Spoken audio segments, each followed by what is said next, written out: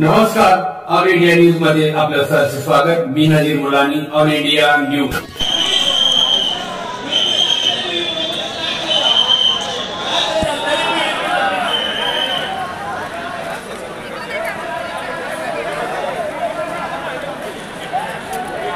प्रांतांना आम्ही फोन केला, प्रांत सुद्धा निघून गेले. याचा आम्ही निषेध करतो आणि दोन्ही प्रांत आणि तहसीलदार सकल बंजारा समाजाकडून आम्ही तक्रार करणार. आम्ही निवेदन, आम्हाला माहिती नव्हतं की आज तहसीलदार, आम्हाला गेले तहसीलदार येत आहेत पण नायब तहसीलदार येत आहेत, आम्हाला माहिती नव्हतं. नाहीतर आम्ही निवेदन, तुम्ही आलात, तुमचं आम्ही स्वागत करतो. कारण आमचं स्वागत करण्याचं पण काम आहे, कारण आमचा समाज सगळ्यांचं स्वागत करतो.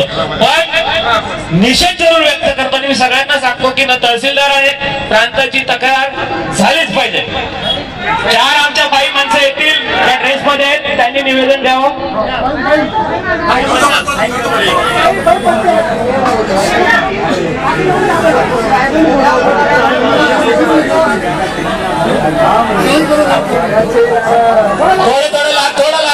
थोडा लारो, एवढी मी लारो, आपलं स्टेज मोकळं करा, थोडा लारो.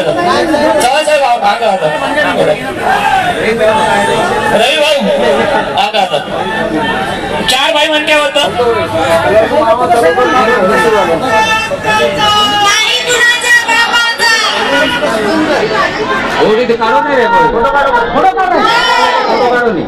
संत दयाल महाराज की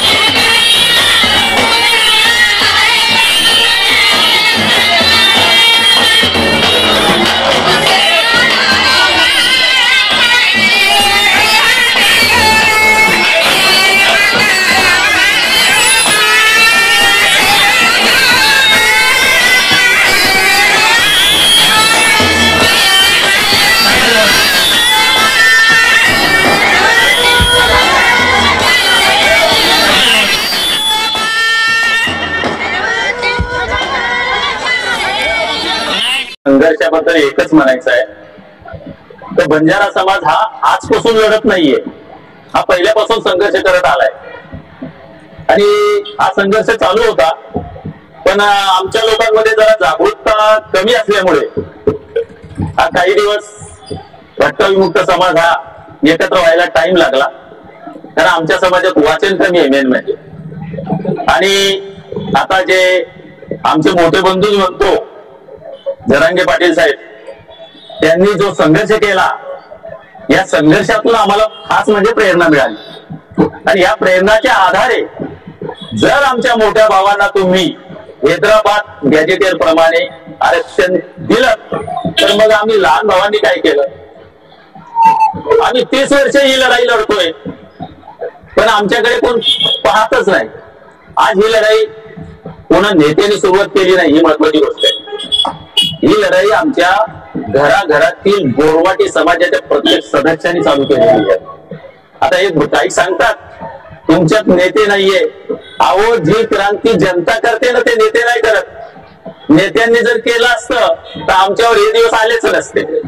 आणि आज सरकारने हे लक्षात घेतलं पाहिजे की बंजारा समाजाचा प्रत्येक सदस्य हा या आरक्षणाच्या लढाईसाठी बाहेर निघालेला आहे. इथे आम्ही माणसं कुठली पैसे देऊन किंवा टेम्पो लावून, गाडी लावून, निमंत्रण लावून आणलेली नाही. फक्त आम्ही आमचा प्रचार म्हणून एक बोर्ड लावला आणि त्या बोर्डवर एवढी लोक आलेली आहे. हे जर सरकारने लक्षात घेतलं नाही आणि आम्ही जर निमंत्रण दिलं तर मग तुम्ही समजून घ्या.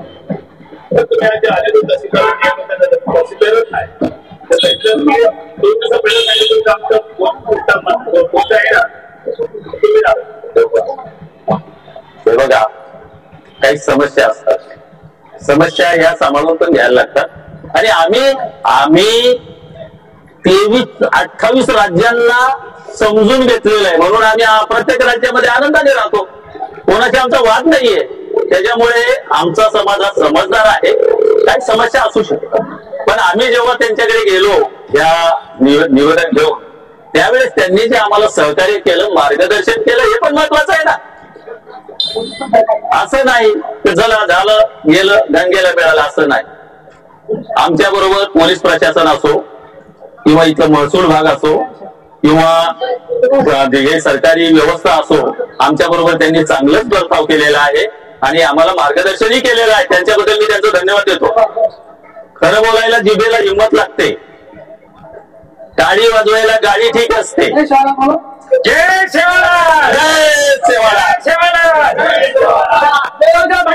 भारताच्या संविधानाचे जनक म्हटलं तरी मला वावगं ठरणार नाही. डॉक्टर बाबासाहेब आंबेडकर आणि अहिल्याबाई होळकर यांनी जी ही आपल्याला ताकद दिलेली आहे आपली मागणी मागायची, त्या संविधानाला धरूनच आम्ही इथे आलेलो आहोत आणि संविधानिक पद्धतीने आलेलो आहोत.